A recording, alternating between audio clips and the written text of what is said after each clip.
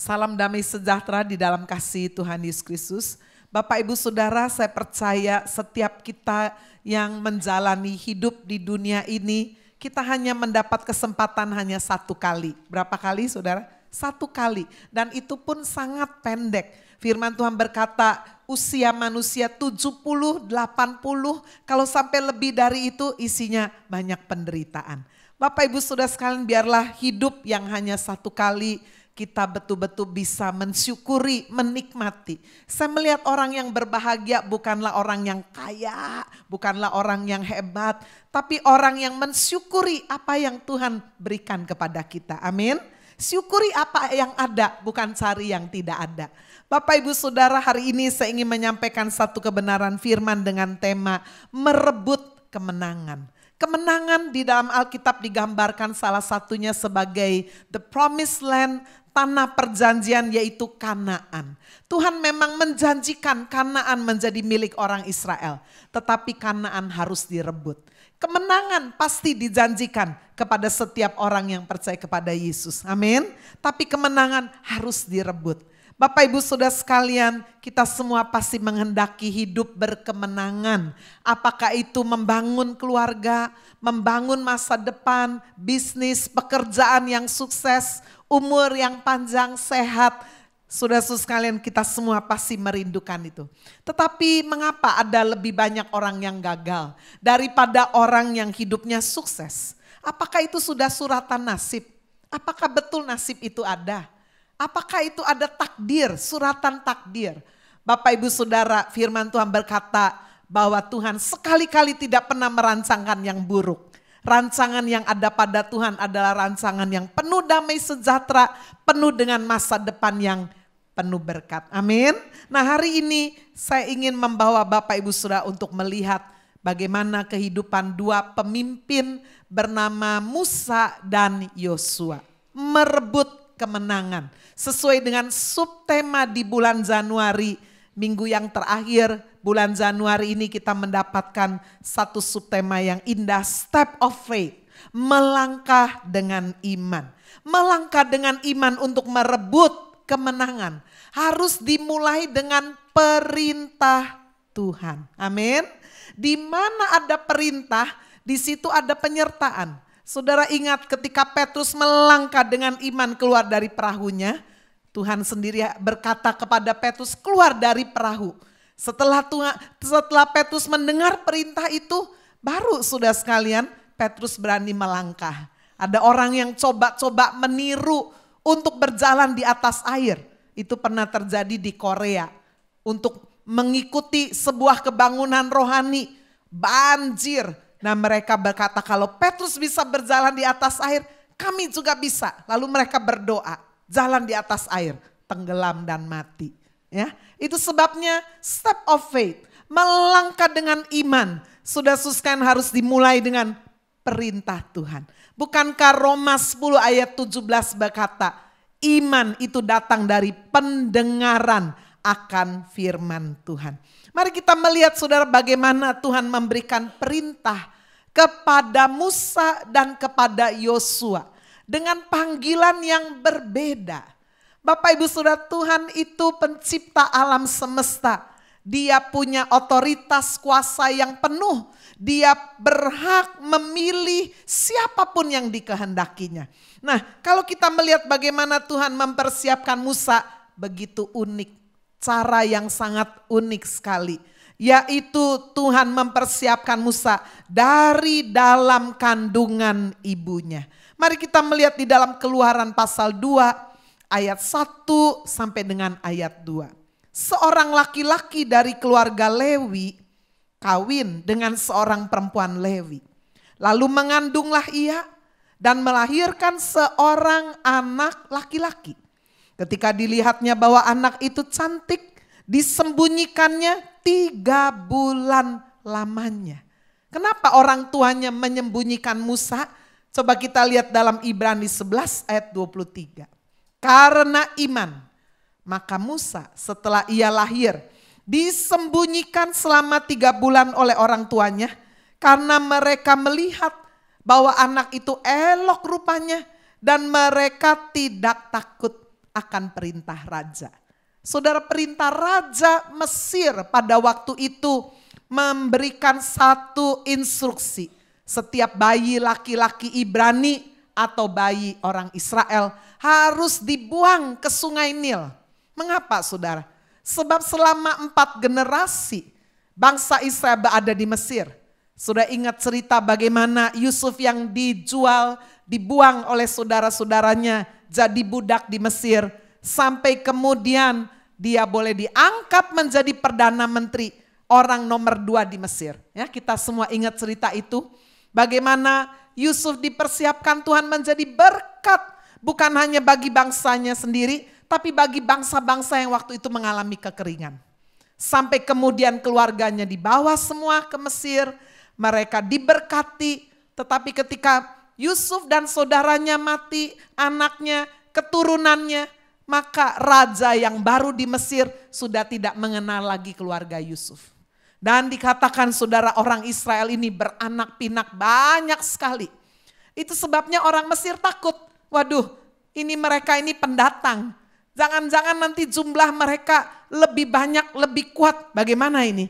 Itu sebabnya Firaun memberikan perintah supaya setiap bayi laki-laki yang lahir dibuang ke sungai Nil. Nah, pada zaman perintah seperti itulah Musa dilahirkan. Dan firman Tuhan tadi dikatakan karena iman. Maka Musa setelah dilahirkan, saudara, ada satu kekuatan di dalam diri orang tua melihat, lu anaknya elok sekali, cakep sekali ini. Tuhan punya rencana ini atas anak ini. Dikatakan saudara, mereka tidak takut pada perintah raja. Mereka menyembunyikan bayi Musa, hanya bisa tahan 3 bulan. Ya, setelah itu dipersiapkan, Musa ditaruh di dalam keranjang, lalu kemudian diapungkan di sungai Nil. Tidak dimakan buaya. Kenapa? Karena dipersiapkan. Iman orang Kristen seharusnya seperti iman keluarga Musa. Bukan iman bonek, bondo nekat. Bukan saudara ya. Iman yang memang ada resiko tetapi penuh dengan perhitungan. Saudara-saudara sekalian, ketika bayi Musa yang ada di keranjang, benar saja tidak lama kemudian putri Firaun keluar mandi. Zaman dulu belum ada kamar mandi ya. Walaupun raja, ratu, anak bangsawan semua mandi di sungai. Saudara, udah diperhitungkan. Wah, pada jam seperti itulah saudara, ketika bayi Musa yang ada di dalam keranjang itu diapungkan, tidak lama anak Firaun, putri Firaun mandi. Wih, dia lihat ada keranjang, ada apa ini? Waktu diperintahkan diambil, dibukanya. Wah, ya, langsung dia bisa lihat ini bayi orang Ibrani. Cakep sekali, dia menggendongnya. Dia tidak mungkin berkata, oh menurut perintah ayahku harus dibuang. Tidak, dia seorang penyayang anak kecil. Tapi dia bingung, sudah susah sebab dia belum menikah dan dia tidak bisa menyusui. Zaman dulu belum ada susu kaleng ya, belum ada SGM, belum ada S26 atau apa yang lain. Sedang bingung, muncullah kakaknya Musa, perempuan bernama Miriam. Tuanku putri sedang cari inang pengasuh ya, yang bisa menyusui. Oh iya, kok bisa tahu? Udah diatur kan? Ya, oh ada ini ibu yang baru melahirkan. Siapa yang dibawa? Mamanya sendiri. Itu sebabnya saya melihat Tuhan mempersiapkan Musa begitu unik. Masa kecil saudara diasuh, dididik, disusui oleh ibu kandung dan oleh dekat dengan keluarga. Ini menggambarkan betapa penting. Usia 6 tahun ke bawah itu adalah usia emas. The golden age. Mendidik anak harus di dalam keluarga. Saya pernah melayani sudah seorang hamba Tuhan perempuan yang penuh kepahitan, kekecewaan. Mengapa? Ketika dia dilahirkan oleh ibunya nggak mau repot, dititipin di panti asuhan. Ya, dia nggak mau gendong bayi lah, ganti popok, nggak mau. Pada saat anaknya mulai masuk SD, mulai diambil. Saudara, waktu saya melayani dia penuh kepahitan. Karena apa? Karena masa kecil sudah masa yang paling penting. Justru dia tidak disusui, tidak digendong, tidak diasuh oleh orang tuanya. Bapak ibu saudara, inilah cara Kristen mendidik anak dari sejak kecil. Saya sering melihat saudara anak-anak muda setelah menikah kepingin punya anak. Tapi setelah punya anak, orang tuanya sibuk sendiri, sibuk kerja, sibuk dua-duanya cari uang, sibuk dengan kesenangan sendiri. Anak titipin aja mungkin sama pembantu dan yang lain-lain. Berbeda sudah dengan Musa. Dididik, diasuh oleh ibu kandung dan keluarga. Baru setelah kemudian besar saudara diambil lagi oleh putri Firaun. Dia dididik di Mesir untuk mendapatkan pendidikan apa? Pendidikan manajemen, pendidikan ekonomi, pendidikan strategi perang, sosial politik, pendidikan kepemimpinan. Luar biasa, Tuhan persiapkan. Karena orang Israel jadi budak gak ada yang sekolah kan. Nah Musa dititipkan di situ di Mesir, belajar semuanya. Bapak Ibu, cara yang unik setelah itu Musa tidak hanya ada di istana langsung keluar jadi pemimpin, tidak. Tetapi Musa setelah dididik di Mesir ada kesombongan juga ya. Dia merasa, wah saya anak putra mahkota Mesir ini. Itu sebabnya dikatakan setelah dia dewasa, dia lagi jalan-jalan, dia lihat ada orang Israel dan orang Mesir lagi bertengkar. Saudara-saudara sekalian, Musa main hakim sendiri. Kalau nggak sombong, nggak mungkin main pukul langsung, apalagi bunuh kan. Saudara, masa kalau ada orang gegeran, satu bangsa yang lain. Saudara lalu lihat orang bertengkar, saudara berani pukul dan bunuh salah satu yang bukan bangsa saudara? Nggak mungkin kan. Hanya orang sombong, merasa dirinya berkuasa dan hebat. Itulah Musa. Moses with the big eye. Dengan eye keakuan yang besar sekali. Dia begitu melihat ada sukunya bangsa Israel dan orang Mesir sedang berkelahi. Dia langsung turun tangan, dibunuhnya orang Mesir. Wah, sombong sekali. Saudara, keesokan harinya dia datang lagi. Dan dia melihat kali ini yang bertengkar bukan orang Mesir dan Israel. Dua-duanya orang Israel. Lalu dia mendekat dan berkata, ada apa? Kenapa kamu ribut sampai begini? Wah, saudara, kepada bangsanya dia enggak langsung main hakim sendiri kan. Dia tanya, udah jangan ribut. Bukannya dia mendapat simpati. Tetapi bangsa Israel ini sudah yang adalah budak ya. Berkata, apa? Kamu mau main hakim ya? Kamu mau bunuh kami lagi seperti kamu kemarin bunuh orang Mesir. Wah, Musa takut sekali, di luar dugaannya. Bangsanya bukan membela dan menganggap dia sebagai pemimpin. Tapi bangsanya tidak bisa menerima apa yang dilakukan oleh Musa. Peristiwa ini didengar oleh Raja Firaun. Membuat Musa sangat takut karena dia dikejar dan akan dibunuh. Sehingga Musa terpaksa meninggalkan Mesir, meninggalkan istana, meninggalkan kemewahan. Melarikan diri saudara ke padang gurun. Disinilah saudara cara ketiga Tuhan mempersiapkan. Saudara lihat ya, dari keluarga sendiri, lalu sekolah di Mesir. Kalau sekarang saya samakan sekolah di Mesir ini sama dengan Harvard University. Wah, Musa dididik pendidikan budaya yang tertinggi pada waktu itu ada di Mesir. Tapi itu saja belum cukup. Karena Musa masih sombong sekali with the big eye. Tuhan harus bawa Musa diproses di padang gurun selama 40 tahun. Musa tidak lagi dikelilingi dayang-dayang, ngipasin dia, siapin buah, makan, minum, tidak. Siapa yang menghormati, tunduk-tunduk lagi kepada, nggak ada. Ya, kambing, domba tiap hari, nggak ada popularitas, nggak ada kehormatan. Yang ada adalah kesunyian. Panas terik yang luar biasa, dingin pada waktu malam, 40 tahun. Betul-betul saudara menghancurkan kesombongan Musa. Dari the big eye menjadi the very small eye. Menjadi aku yang sangat kecil. Buktinya apa? Di Keluaran pasal 3 ketika Tuhan memanggil Musa untuk membawa bangsa Israel keluar dari Mesir. Musa menolak mati-matian sampai 5 kali. Dia bilang jangan saya, siapa saya ini. Maka saya bisa menghadap Firaun. Aduh saya nggak mau. Tuhan bilang aku menyertai. Aduh nanti kalau tanya Tuhan yang memimpin kamu, menyertai kamu siapa namanya? Ya, udah Tuhan kasih tahu masih lagi. Enggak, kalau mereka nanti tidak percaya bagaimana? Intinya enggak mau sampai 5 kali. Saudara bisa lihat itu, baca itu di dalam Keluaran pasal 3 sampai pasal 4. Sampai akhirnya Tuhan tetap memutuskan kamu harus memimpin. Nanti yang akan jadi juru bicaranya Harun kakakmu. Sekarang bandingkan dengan Yosua. Apakah setiap orang dipersiapkan untuk menjadi pemimpin, merebut kemenangan semuanya dengan cara seperti Musa? Tidak. Beda sekali dengan Yosua. Tuhan mempersiapkan Yosua jadi pemimpin secara natural. Ya, atau bahasa teologianya, bahasa Kristennya, pemuritan. Discipleship. Yosua mulai karirnya dari yang paling bawah, yaitu jadi bujang, jadi pembantunya Musa. Musa mau minum air, Yosua bawain. Ya. Musa mau melakukan sesuatu, Yosua bantu. Itu saudara.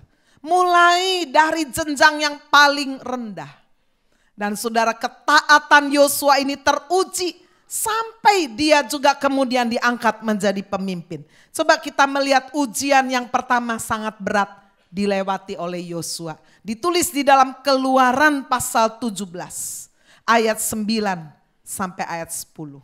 Ketika bangsa Israel baru saja keluar dari Mesir, sudah melewati sungai Nil, Laut Teberau yang terbelah 2. Saudara, datanglah orang Amalek menyerang bangsa Israel, menghalang-halangi mereka untuk bisa keluar dari Mesir. Sekarang kita lihat Keluaran 17 ayat 9. Musa berkata kepada Yosua, pilihlah orang-orang bagi kita, lalu keluarlah berperang melawan orang Amalek. Besok aku akan berdiri di puncak bukit itu dengan memegang tongkat Allah di tanganku. Lalu Yosua melakukan seperti yang dikatakan Musa kepadanya dan berperang melawan orang Amalek. Tetapi Musa, Harun dan Hur telah naik ke puncak bukit.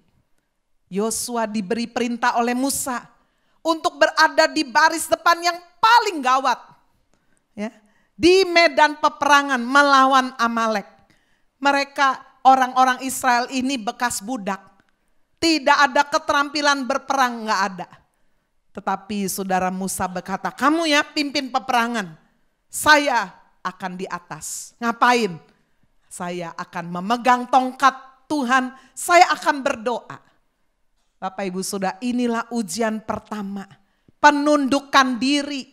Yosua bisa aja berkata, enak banget Yosua, mentang-mentang kamu pemimpin. Kamu cari selamat sendiri ya. Pakai alasan mau berdoa. Kenapa bukan kamu saja yang jadi panglima perang? Aku yang doa. Wah, bisa aja kan? Tapi firman Tuhan berkata Yosua melakukan seperti yang dikatakan Musa kepadanya dan berperang melawan orang Amalek. Dan peperangan ini benar-benar dimenangkan oleh orang Israel. Gabungan antara doa dan tindakan. Gabungan antara doa dan perbuatan. Amin. Sebab ada orang yang hanya menekankan doa tapi gak mau kerja. Loh Bu, saya udah doa terus tapi gak dapat jodoh. Loh, kamu doanya di mana? Di rumah Tuhan kasih jodoh. Gak pernah keluar rumah? Gak pernah. Gak pernah sosialisasi? Gak pernah. Loh, kawinnya sama siapa? Sama malaikat lah. Loh Bu, saya kok gak sukses-sukses, gak dapat kerjaan, saya udah doa terus. Kamu udah lamar pekerjaan belum? Belum, saya kan udah doa. Loh, doa harus disertai perbuatan. Bapak Ibu Saudara, ini gambaran Musa berdoa, Yosua berperang. Amin. Sehingga bangsa Israel mengalami kemenangan yang luar biasa. Ujian yang kedua dilewati oleh Yosua. Sekarang dia sudah menang perang. Wah, namanya mulai terkenal. Sekarang Yosua diberi perintah oleh Musa untuk apa? Ayo, aku dipanggil oleh Tuhan naik ke atas gunung Sinai untuk berdoa. Berapa lama? Enggak tahu. Tuhan yang suruh. Yosua ikut. Apakah Yosua sampai ke puncaknya? Tidak. Dia nunggu di tengah-tengah, di kaki bukit gunung Sinai. Waduh. Coba kita baca saudara, itu ada ditulis di dalam Keluaran 24 ayat 13. Lalu bangunlah Musa dengan Yosua abdinya, maka naiklah Musa ke atas gunung Allah itu. Yosua nunggu di situ. Berapa hari? 1 hari, 2 hari kok nggak turun-turun. Saudara di sini ada yang pernah naik Gunung Sinai? Saya pernah saudara, sekali aja udah cukup. Ya, Gunung Sinai itu tinggi. Naik saudara dari daerah Mesir situ ya. Jadi kalau mau ke Gunung Sinai harus lewat Mesir. Saudara-saudara sekalian, dari Mesir itu naik, tidak langsung naik unta. Naik unta kurang lebih 1,5 jam. Itu pengalaman yang tidak terlupakan. Untanya bukan pendek segini, tinggi. Jadi saudara, waktu kita mau naik unta, untanya jongkok. Begitu kita sudah ada di atasnya, kaget luar biasa, tinggi. Gak bisa boncengan saudara, gak kayak naik motor. Padahal saya berangkatnya berdua, nomor 1, nomor 2 pendeta dulu. Saya dulu, baru Bapak.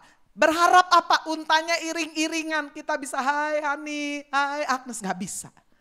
Untanya saya lari cepat, untanya Bapak lemot. Aduh, jadi dia di belakang, saya entah di mana. Sementara itu malam saudara, pas waktu saya naik ke Gunung Sinai, bulan tidak keluar, gelap. Itulah belajar iman, bahasa roh dan doa yang paling sungguh-sungguh di atas Gunung Sinai. Tuhan tolonglah saya. Aduh, unta saya ngiprit lari sudah benar-benar. Ya, saudara-saudara sekalian, dan setelah naik unta kurang lebih 1,5 jam di tengah malam gelap gulita, dingin lu sudah, masih jalan kaki lagi, kurang lebih 2 jam. Ya, karena saya merasa enggak kuat, saya dituntun sama suku Baduin, bayar sudah ya, enggak dituntun Bapak sebelum naik Gunung Sinai baru terkilir, dia mau naik ya udah, jadi saya gandulan mesra lah di situ saya, sebab tangganya bukan tangga buatan. Ada yang waduh tinggi sekali. Jadi saudara, itu pengalaman tidak terlupakan. Saya usia pada waktu itu pasti ya belum 50 tuh. Tapi udah rasa berat. Sampai saya berkata, 1 kali Tuhan seumur hidup cukup sudah. Ya, saya bisa bayangkan Musa waktu itu umurnya berapa coba naik Gunung Sinai? 80 tahun. Saya nggak tahu di situ tidak diceritakan Musa naik unta, tidak kan? Mendaki. Wow, Bapak Ibu saudara, tapi yang saya ingin soroti adalah Yosua. Bapak Ibu, karena mereka naik tidak bawa makan, tidak bawa apa-apa loh. Musa dikatakan berhadapan muka dengan Tuhan 40 hari 40 malam, betul? Musa enak berhadapan dengan Tuhan 40 hari, rasa cepat kan? Saudara, kalau ketemu orang yang dicintai, saudara melakukan sesuatu yang saudara sukai, 40 hari itu gak kerasa kan? Tapi coba nunggu, gak ada apa-apa. Yosua menunggu Musa, kedinginan, kalau siang panas sekali.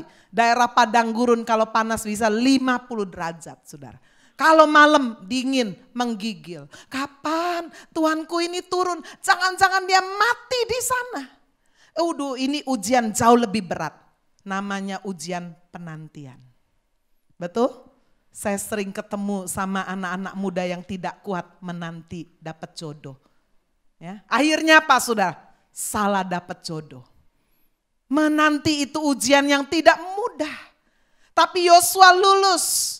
Dia menanti di situ sudah sampai Musa turun dari Gunung Sinai. Luar biasa. Itu sebabnya dengan cara yang natural. Yosua dimuridkan. Kata pemuritan discipleship, di dalamnya ada kata disiplin. Itu sebabnya pemuritan baru bisa jadi kalau ada disiplin.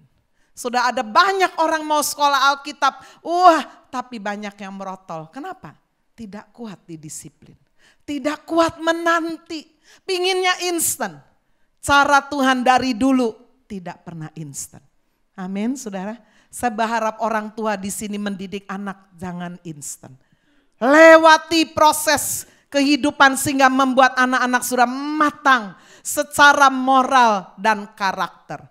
Bapak Ibu, bagaimana akhirnya Tuhan memilih dan memberi perintah kepada Yosua untuk menjadi pemimpin menggantikan Musa. Mari kita melihat itu dalam Yosua 1 ayat 1 sampai 2. Sesudah Musa hamba Tuhan itu mati, berfirmanlah Tuhan kepada Yosua bin Nun, abdi Musa itu demikian, hambaku Musa telah mati. Orang sehebat Musa bisa mati loh. Di sini anak muda jangan bergantung orang tua. Orang tua saudara hebat, sehat, kaya bisa mati loh.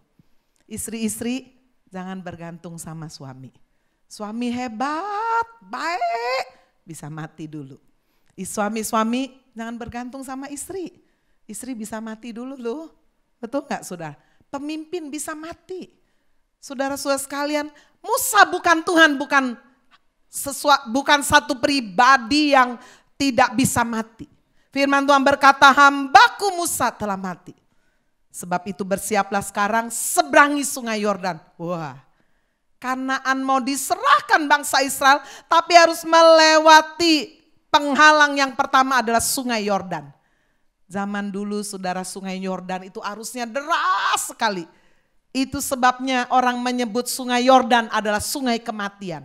The river of Jordan is the river of death. Siapapun yang melewatinya pasti mati karena arusnya sangat deras. Jadi Tuhan kasih perintah itu kadang-kadang kayak gak masuk akal. Melewati sungai Yordan dengan membawa begitu banyak bangsa Israel, bukan 10, 20, bukan ikut tur ini ratusan ribu, jutaan orang. Mau naik kapalnya siapa? Nggak ada. Seberangi sungai Yordan dan negeri ini akan kuberikan kepada mereka, kepada orang Israel itu. Satu perintah yang tidak mudah. Saudara sekalian, itu sebabnya Tuhan memerintahkan Musa untuk menumpangkan tangan atas Yosua dan memberikan roh kebijaksanaan kepada Yosua. Coba kita lihat itu di dalam Ulangan 34 ayat 9. Dan Yosua bin Nun penuh dengan roh kebijaksanaan, sebab Musa telah meletakkan tangannya ke atasnya. Sebab itu orang Israel mendengarkan dia dan melakukan seperti yang diperintahkan Tuhan kepada Musa. Bapak Ibu, Tuhan mempersiapkan Musa dengan cara yang unik. Dia tidak punya guru yang spesial kan? Tetapi Tuhan mempersiapkan Yosua dengan cara yang alami, natural, pemuritan. Dia punya guru namanya Musa. Tiap hari dia lewati bersama dengan Musa 40 tahun. Bapak Ibu, itu sebabnya misi daripada gereja Happy Family Center menjadi gereja yang sangat berpengaruh bagi masyarakat. Nomor satu adalah melalui pengajaran, teaching. Melalui penyembahan hubungan kita dengan Tuhan, worship. Melalui mission, setelah kita diajar, setelah kita menyembah Tuhan, kita harus memberkati. Melalui misi, saudara, melalui yang keempat, pemuritan, discipleship. Itu sebabnya di tempat ini ada family cell. Saya berharap di tahun ini saudara yang belum punya komunitas rohani, sudah bisa ikut family cell. Di Embong Sawo ada family cell setiap Selasa dipimpin oleh Pak Kadar. Ada di tempat-tempat yang lain. Saudara rumahnya mau dibuka untuk family cell, juga saudara boleh nanti bisa ketemu saya atau ketemu Pak Kadar. Pak, saya mau rumah saya dibuka untuk family cell. Ada komunitas yang kecil, pemuritan. Pemuritan juga dilakukan dalam bentuk motherwise. Ibu-ibu, para wanita diajar kelompok-kelompok wanita. Dalam bentuk training, pemuritan diajar. Kenapa sudah sangat penting sekali? Untuk kita boleh belajar dan didisiplin sesuai dengan firman Tuhan. Saudara-saudara sekalian, melangkah dengan iman untuk merebut kemenangan harus dimulai dengan perintah Tuhan. Harus dimulai dengan panggilan Tuhan. Caranya boleh berbeda, tetapi yang kedua, bagaimana merebut kemenangan? Meresponi dengan tindakan nyata. Ada banyak orang yang dipanggil, tapi dia gak mau meresponi. Tuhan, ini aku, utuslah dia. Loh, yang gak jadi sudah ya. Kalau saudara memang dipanggil Tuhan, sudah berkata, Tuhan ini aku, utuslah aku. Amin. Meresponi dengan tindakan nyata. Kita membaca peristiwa Musa panjang sekali dari Kejadian, Keluaran, Imamat, Bilangan, Ulangan. Dari seorang yang tadinya sombong menjadi orang yang minder sampai akhirnya dia menyerahkan semuanya kepada Tuhan. Menjadi pemimpin yang berhati lembut. Firman Tuhan berkata tidak ada orang yang hatinya lebih lembut daripada Musa. Sekarang sudah yang saya ingin soroti adalah Yosua. Bagaimana ketika Tuhan memberikan perintah, aku sudah memberikan Kanaan, the promised land. Gambaran hidup berkemenangan kepadamu. Tapi seberangi dulu sungai Yordan. Saudara-saudara sekalian, bagaimana Tuhan memberikan perintah kepada Yosua menyeberangi sungai Yordan. Mari kita melihat respon yang pertama yang dilakukan oleh Yosua. Kita membaca di dalam Yosua 3 ayat 5. Berkatalah Yosua kepada bangsa itu, kuduskanlah dirimu sebab besok Tuhan akan melakukan perbuatan ajaib di antara kamu. Menguduskan diri. Itulah reaksi kita. Saudara sudah diberi perintah. Saudara sudah diberi janji Tuhan, diberkati, berhasil, disertai, berbahagia. Bagian yang harus kita lakukan apa?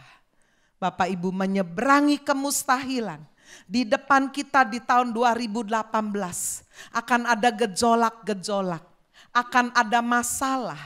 Tuhan tidak menjanjikan jalan hidup kita itu lurus, mulus semuanya, tidak. Akan ada perubahan-perubahan. Tahun lalu saja saudara, siapa yang menyangka peraturan pemerintah, policy pemerintah, banyak sekali pengusaha-pengusaha bingung, kehilangan pekerjaan. Saya melayani di Jakarta beberapa bulan yang lalu. Saya ketemu dengan seorang yang biasa menjemput saya kalau saya pelayanan. Saya ngobrol-ngobrol, Pak bagaimana situasi bisnis di Jakarta? Waduh berat Bu, berat. Dia kebetulan bisnis tekstil tutup saudara. Karena udah gak bisa lagi terima impor. Lalu dia bilang, puji Tuhan Bu, saya masih disertai Tuhan. Hutang-hutang saya sebelumnya udah beres dulu. Lalu dia bercerita bahwa dia punya teman gereja. Pelayanan juga. Satu keluarga, suami, istri, orang tua, anak, mantu, cucu, rahib. Meninggalkan kota Jakarta, meninggalkan rumahnya yang besar, meninggalkan dia punya villa, meninggalkan pabrik dengan alat-alatnya. Tinggal semuanya. Kenapa saudara? Karena udah gak jalan. Dan saudara, semua alat-alat dan pabrik semuanya pakai uang bank. Dia udah gak bisa bayar. Itu sebabnya saudara sekalian dia kumpulin duit yang masih bisa kabur. Sampai hari ini. Saudara, masa-masa yang sulit.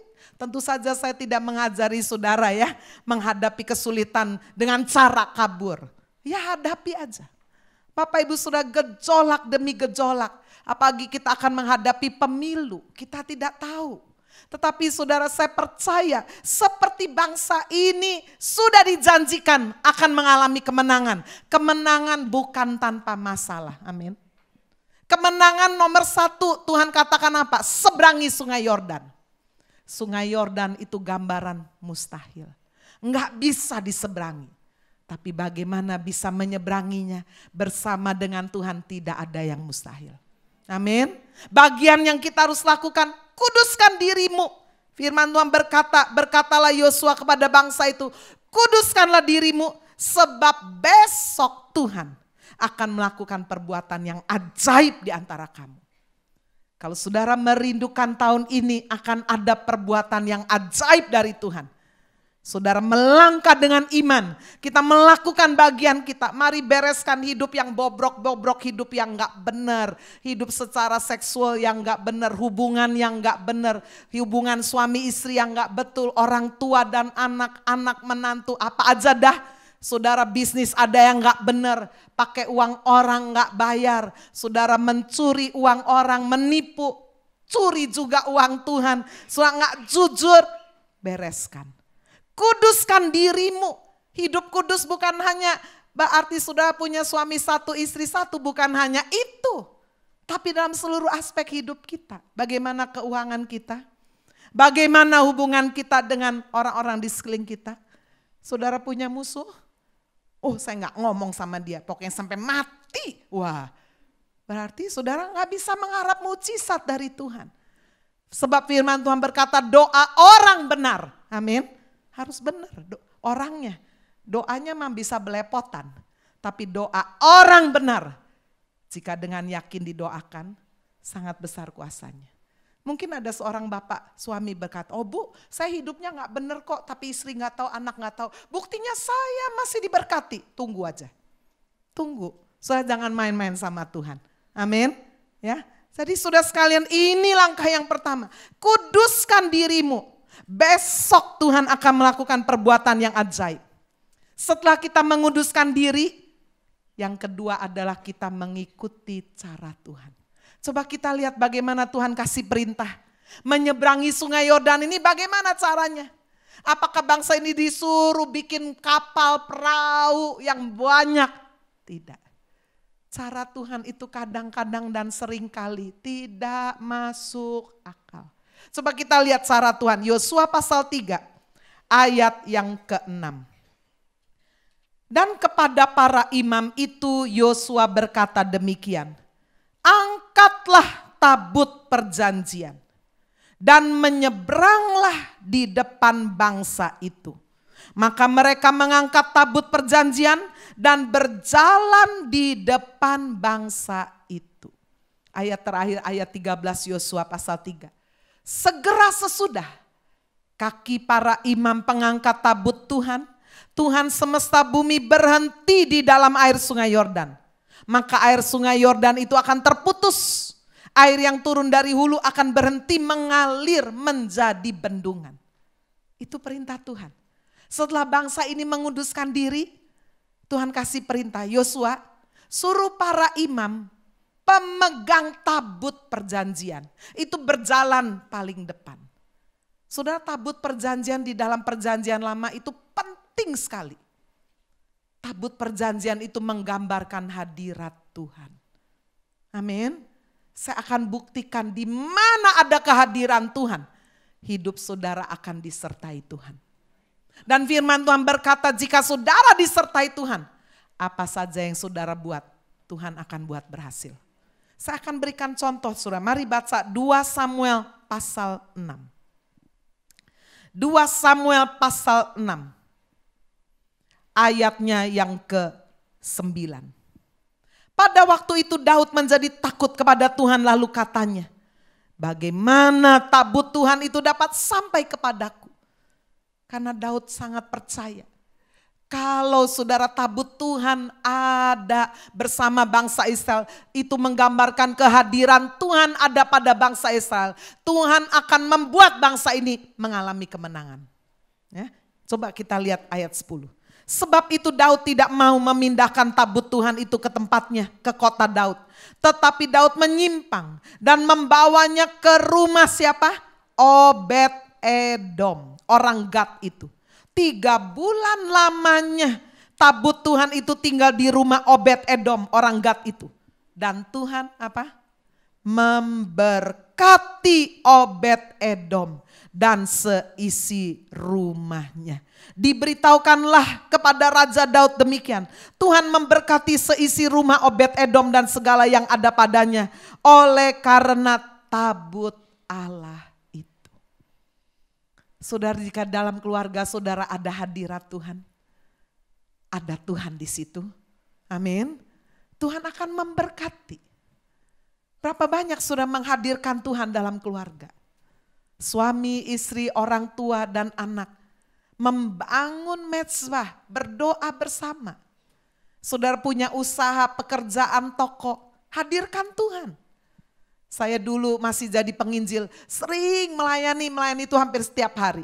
Ya, apalagi kalau di Jakarta itu hari Jumat, jam istirahat orang-orang yang punya agama mayoritas di Indonesia ibadah Jumat kan.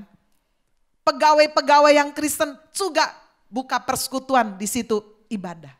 Wah, bagus sekali. Ya, jadi jam istirahat makan cuma sebentar, habis itu ibadah.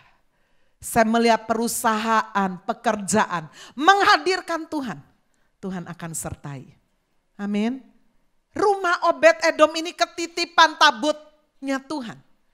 3 bulan lamanya. Dan dikatakan Tuhan sangat memberkati rumahnya Obed-Edom. Bapak Ibu Saudara-saudara sekalian, inilah syarat yang kedua. Setelah kita mengunduskan diri, kita senantiasa menghadirkan hadirat Tuhan. Itu sebabnya gereja ini juga ada menara doa. Ya udah jangan libur lagi ya, mulai menara doa. Yang bolong-bolong, bolos-bolos, ayo menara doa, berdoa. Menghadirkan Tuhan. Saya percaya gereja yang menghadirkan Tuhan, gereja yang diberkati Tuhan. Sebab saudara, Tuhan menjadi fokus, menjadi pokok utama yang dipuji, yang disembah adalah Tuhan. Itu sebabnya Tuhan kasih perintah sama Yosua, taruh itu tabut perjanjian dibawa oleh para imam. Sudah menguduskan diri, berjalan di paling depan. Baru kemudian saudara, cara yang terakhir yang ketiga apa? Yaitu step of faith, langkah iman. Segera sesudah, as soon as, segera sesudah kaki para imam pengangkat tabut Tuhan. Tuhan semesta bumi berhenti di dalam air sungai Yordan. Artinya apa? Kalau pengangkat tabut itu cuma berdiri aja, saudara, di sungai Yordan sambil melihat, aduh arusnya deras, nggak mungkin saya bisa lewat. Tuhan, kalau ini Tuhan yang suruh arusnya berhenti dulu, baru saya jalan gitu kan. Itu namanya tunggu-tungguan sama Tuhan. Itu namanya bukan iman. Apa itu iman? Ibrani 11 ayat 1 firman Tuhan berkata, iman adalah dasar dari segala sesuatu yang kita harapkan. Bukti dari segala sesuatu yang belum pernah kita lihat. Amin. Setelah ada kekudusan, setelah sudah menghadirkan Tuhan lewat pujian, penyembahan, membaca firman tiap hari, doa-doa yang kita panjatkan, menghadirkan Tuhan, melangkah dengan iman. Amin. Saudara-saudara sekalian, itulah bagian yang harus kita lakukan. Firman Tuhan berkata, segera sesudah kaki para imam, pengangkat tabut Tuhan itu melangkah masuk ke sungai Yordan. Barulah Tuhan melakukan bagian yang mustahil. Tuhan semesta bumi berhenti di dalam air sungai Yordan, maka air sungai itu terputus, air yang turun dari hulu akan berhenti mengalir menjadi bendungan, sehingga bangsa itu bisa melewati sungai Yordan. Saya percaya tahun ini, walaupun ada banyak kesulitan, kesukaran, tapi kita akan melihat orang-orang yang bertahan adalah orang-orang yang hidupnya memelihara kekudusan. Amin. Dosa-dosa ditanggalkan, dibuang sudah. Yang kedua apa? Hadirkan hadirat Tuhan senantiasa dalam hidup saudara. Bukankah firman Tuhan berjanji, barang siapa mencari lebih dulu kerajaan Allah dan kebenarannya, semuanya akan ditambahkan. Dari situlah kita melangkah dengan iman dan kita berkata, Tuhan, saya sudah melakukan bagian saya. Sekarang tinggal Tuhan melakukan bagian Tuhan. Membuka kemustahilan di depan kita. Dan kita akan merebut kemenangan bersama dengan Tuhan. Amin. Hari ini saya bagikan 2 rahasia yang sederhana ini. Kita mau ikut cara Tuhan, menerima panggilan, dipersiapkan Tuhan. Dan kita mau meresponi dengan tindakan yang nyata. Amin. Tuhan Yesus memberkati kita semua.